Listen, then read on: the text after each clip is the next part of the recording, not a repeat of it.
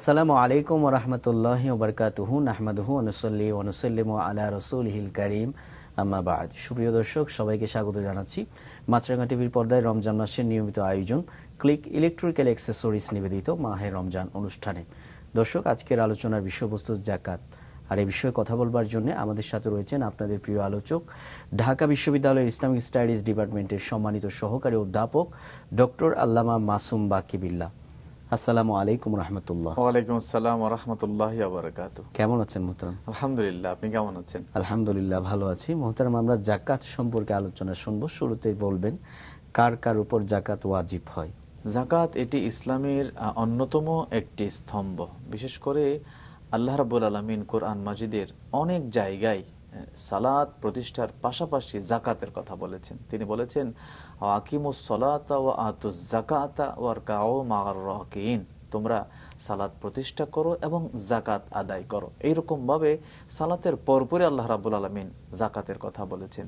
অর্থাৎ ইবাদতের যে প্রকারভেদ, এর মধ্যে যাকাত অন্যতম একটি জায়গা দখল করে আছে। বিশেষ করে অর্থনৈতিক যে ব্যাপারটি, আল্লাহ রাব্বুল আলামিন বলেছেন কোরআন মাজিদে, লান তানালুল বিররা হাত্তা তুনফিকু মিম্মা তুহিব্বুন, তোমরা যেটা ভালোবাসো ওইটা আমার রাস্তায় ব্যয় করো। আল্লাহ রাব্বুল আলামিন যাকাতের মাধ্যমে অর্থের মোহকে কেটে রাব্বুল আলামিনের দিকে ভালোবাসার জন্য যাকাতের ব্যবস্থা করেছেন।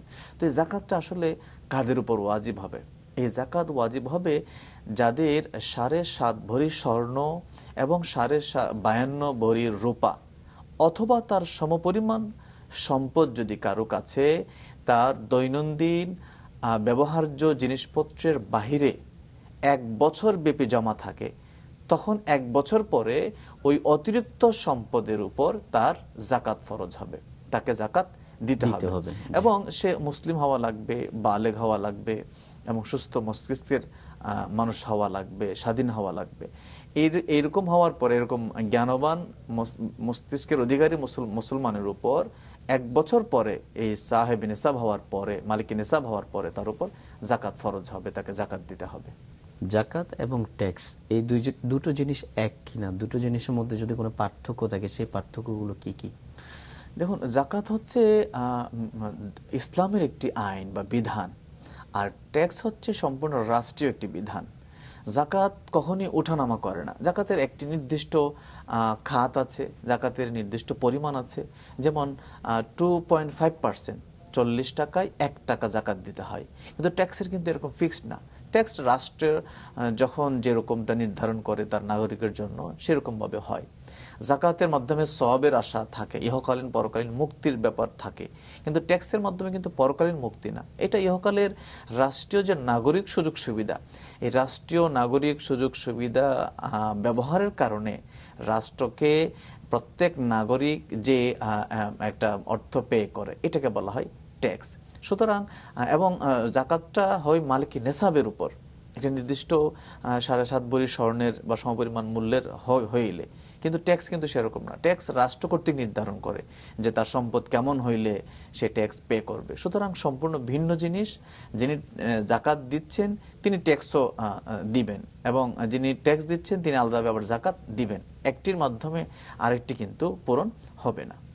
কারো একটা বাড়ি আছে এবং সেই বাড়িটা তিনি ভাড়া দিয়ে রেখেছেন, এখন এই বাড়ি ভাড়ার উপর যাকাত ফরজ হয় কিনা? সেক্ষেত্রে ওই বাড়ির যে ক্যাপিটাল, পুরো বাড়ির যে মূলধন বা দাম যেটি, ওই পুরো মূল্যের উপর তার যাকাত ফরজ হবে না।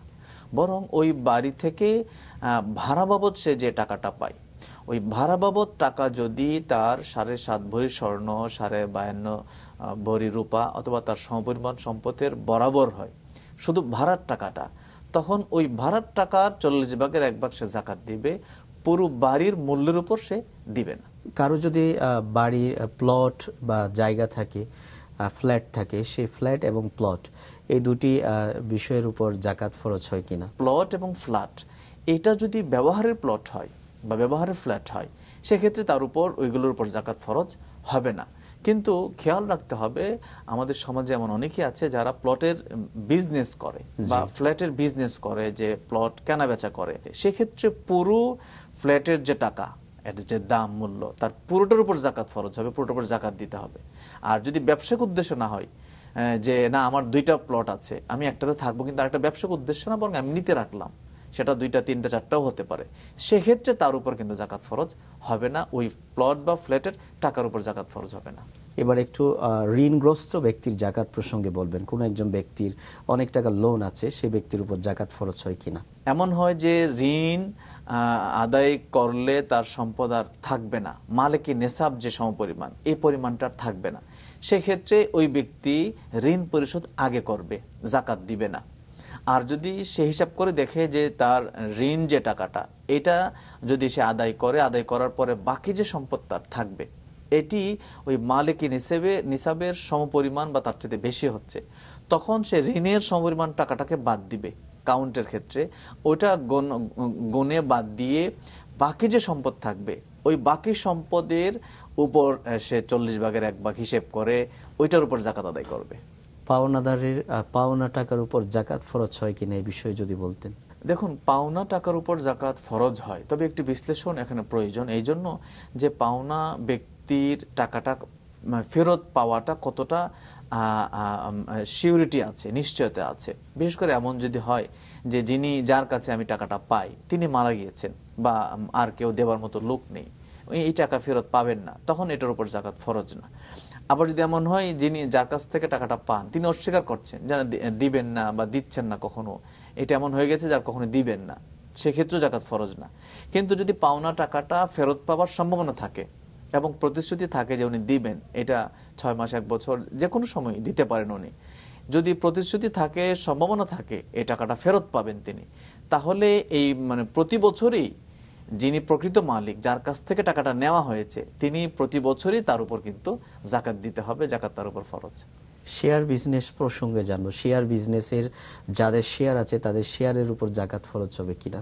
এই শেয়ার মার্কেটের যারা বিনিয়োগ করেন তাদের 2টা পক্ষ থাকে এবং 2 পক্ষের জাকাতের মাসালো 2 রকম। একটা পক্ষ হচ্ছে যারা প্রতিদিন কেনাবেচা করে, অর্থাৎ আজকে কিনলো, কালকে বিক্রি করে দিল বা 2 দিন পরে বিক্রি করে দিল, নিয়মিত কেনাবেচা করে, এদের মাসালা একরকম। তারা যে টাকাটা এখানে বিনিয়োগ করবে পুরো টাকাটারই জাকাত আদায় করবে, পুরো টাকাটার উপর জাকাত তার উপর ফরজ, যারা প্রতিদিন কেনাবেচা করে।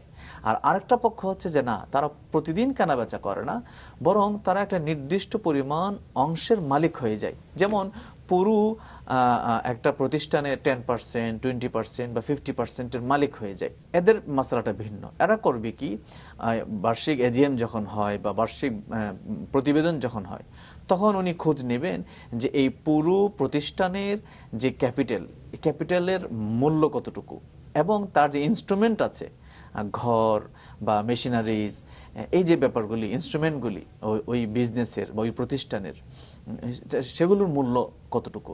তো ইনস্ট্রুমেন্ট, ঘর, মেশিনারিজ, এগুলোর মূল্য তার যে অংশটি, এগুলোকে সে বাদ দিবে। 50 টাকা হলে 50 টাকার মধ্যে যদি মেশিনারিজের দাম হয় 10 টাকা, তাহলে ওখান থেকে 50% সে বাদ দিবে। বাদ দিয়ে বাকি যে টাকাটা থাকবে, বাকি টাকাটার উপর তার জাকাত ফরজ হবে। কিন্তু প্রতিদিন কেনাবেচা যিনি করেন তিনি কিন্তু ওই মেশিনারিজকে বাদ দিবেন না। আমাদের দেশে এমন অনেকেই আছে যারা আপনার বিভিন্ন যানবাহনের বিজনেস করে, যেমন কয়েকটা সিএনজি কিনলো, সেগুলোকে ভাড়া খাটালো, বা কয়েকটা বাসের মালিক হলো, সেগুলোকে ভাড়া দিল বা গাড়ি ভাড়া দিল। সেক্ষেত্রেও ওই যে বাস, সিএনজি বা বিভিন্ন যানবাহনের যে মূলধন যেটি, এটিকে সে বাদ দিবে। বাদ দিয়ে তার থেকে যে ভাড়া যেটি পাবে, এই ভাড়া বাবদ যে অর্থ, এই অর্থের উপর সে জাকাত আদায় করবে। কারোর সম্পদ যদি হালাল হারাম দুটোতে মিশ্রিত থাকে, সেক্ষেত্রে তার জাকাতের নিয়ম কিভাবে হবে? প্রথমত ইনি নিজেকে প্রশ্ন করবেন যে তার যে সম্পদ, এই সম্পদের মধ্যে কতটুকু অংশ হালাল এবং কতটুকু অংশ হারাম, এটি উনি নিজে আগে ক্লারিফাই করবেন। এক্ষেত্রে ওনার যতটুকু করতে পারেন তার উপর ভিত্তি করে শুধু হালাল সম্পদের উপর জাকাত আদায় করবেন, হারামের উপর না। মহিলাদের গহনার বিষয়ে বলবেন। গহনা কতটুকু পরিমাণ হলে কিভাবে জাকাত আদায় করবে? জাকাতের অন্যতম একটি বিষয় হচ্ছে যে ব্যবহার্য জিনিসের উপর জাকাত ফরজ হয় না।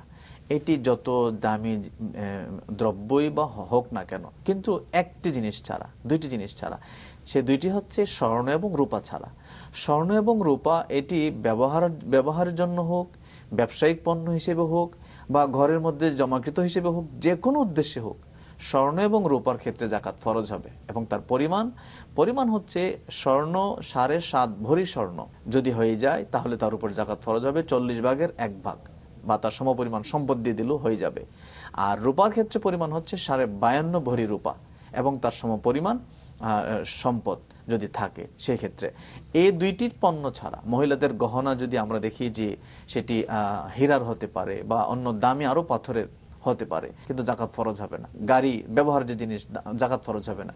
শুধুমাত্র গহনা ক্ষেত্রে, শুধুমাত্র স্বর্ণ এবং রূপার ক্ষেত্রে জাকাত ফরজ হবে। খুব সুন্দর বলেছেন। এবার জাকাতের খাতগুলো সম্পর্কে জানবো, জাকাত কাকে কাকে দেওয়া যায়। কোরআনের নির্দেশনা অনুযায়ী জাকাত পাবে 8 শ্রেণীর লোক। তার মধ্যে অন্যতম হচ্ছে যারা গরিব, সাধারণ খেটে খাওয়া মানুষ, কিন্তু খুব বেশি অর্থের মালিক না, তারা গরিব। আর দ্বিতীয় হচ্ছে মিসকিন। মিসকিন হচ্ছে এমন মানুষ যারা প্রতিদিন এনে প্রতিদিন খায়, অর্থাৎ তার ওই তেমন কিছুই নাই, এই টাইপের লোক হচ্ছে মিসকিন, তারাও জাকাত নিবে। এরপর ফি সাবিলিল্লাহ বলা হয়েছে, আল্লাহর রাস্তায় যারা, বিশেষ করে আল্লাহর রাস্তায় বের হয়েছে, জিহাদ করতে বের হয়েছে বা ইসলাম প্রচারের ক্ষেত্রে বের হয়েছে, ইসলামের বাণী আহ্বান করছে মানুষের কাছে পৌঁছে গিয়ে এরকম মানুষ যারা দেশ দেশান্তরে ছুটে, তাদেরকে জাকাত দেওয়া যাবে। মুসাফিরের কথা এসেছে, মুসাফির যারা। আরেকটি হচ্ছে মুআল্লাফাতুল কুলুব, অর্থাৎ যারা একেবারে মুসলিম, যারা ইসলাম গ্রহণ করেছে কিন্তু ওইরকম তার অবস্থা ভালো না, তাকেও কিন্তু জাকাত দেওয়া যাবে। একটি কথা এখানে আমি বলতে চাই খুব গুরুত্ব সহকারে, যে জাকাত ইচ্ছে করলেই কিন্তু কোনো মসজিদ, মাদ্রাসা, কালভার্ট, রাস্তা, খাল খনন, এই সমস্ত কাজে কিন্তু জাকাত দেওয়া যাবে না। আরেকটা গুরুত্বপূর্ণ কথা, সেটা হচ্ছে জাকাত কোনো ব্যক্তির তার ছেলেকে দিতে পারবে না, মেয়েকে দিতে পারবে না, তার বাবাকে দিতে পারবে না, মাকে দিতে পারবে না, স্বামী স্ত্রীকে দিতে পারবে না, স্ত্রী স্বামীকে দিতে পারবে না। এই সম্পর্কগুলি ছাড়া বাকি সবাইকে দিতে পারবে। যেমন আপন বোন, আপন ভাই, চাচা, মামা, খালো, এইরকম যারা আছে নিকটাত্মীয় যারা, তাদেরকে কিন্তু ইচ্ছা করলে, যদি তাদের হাল যদি গরিব হয় বা মিসকিন হয়, নেওয়ার মতো মানুষ হয়, দরিদ্র হয়, সেক্ষেত্রে তাদেরকে জাকাত দেওয়া যাবে না, বরং অগ্রাধিকার নিকটাত্মীয়দেরকে জাকাত আদায় করা অগ্রাধিকার। এবার একটু জাকাত দেওয়ার সময় প্রসঙ্গে জানবো, জাকাত কি শুধুমাত্র এই রমজান মাসেই দিতে হয় কিনা? আল্লাহ রাব্বুল আলামিন বলেছেন, ওয়া ফি আমওয়ালিহিম হাক্কুন লিস-সাইলি ওয়াল মাহরুম। তিনি বলেছেন, তুখাযু মিন আগনিয়াহিম ফাতুরাদ্দু ইলা ফুকারাইহিম। সুবহানাল্লাহ। সুতরাং দেখতে হবে যে মালিক নেসাবের সম্পদ 1 বছর শেষ হয়েছে কখন, তার মালিকানায় 7.5 ভরি স্বর্ণ বা তার সমপরিমাণ অর্থ যেটি রয়েছে, এটি 1 বছর যেদিন শেষ হয়ে যাবে তার কাছে থাকাটা, এই 1 বছর শেষ হওয়ার পর দিন থেকে জাকাত আদায় করা তার উপর ফরজ। এখন যদি মাহে রমাদানের অপেক্ষা করতে গিয়ে লোকটা এর আগে ইন্তিকাল করে, তাহলে কিন্তু এটার জন্য সে গুনাহগার হবে। এই জন্য আমাদের উচিত 1 বছর শেষ হওয়ার সাথে সাথে জাকাত আদায় করা। যদি সেটা মাহে রমাদান হয় সেই সময়টা, তাহলে মাহে রমাদান দিব। কিন্তু ইসলামের বিধান হচ্ছে মাহে রমাদান হোক বা না হোক, 1 বছর হওয়ার সাথে সাথে সেটা আদায় করে দেওয়া। খুব সুন্দর বলেছেন মোহতারাম, আপনাকে ধন্যবাদ জানাচ্ছি আমাদের অনুষ্ঠানের পক্ষ থেকে। আপনাকে মোবারকবাদ। সুপ্রিয় দর্শক, আপনাদের প্রিয় অনুষ্ঠান ক্লিক ইলেকট্রিক্যাল অ্যাক্সেসরিজ নিবেদিত মাহের রমজান থেকে আজকের মতো বিদায় নিচ্ছি। দেখা হবে আগামী পর্বে। আজ এ পর্যন্তই। আল্লাহ হাফেজ। আসসালামু আলাইকুম ওয়া রাহমাতুল্লাহি ওয়া বারাকাতুহু।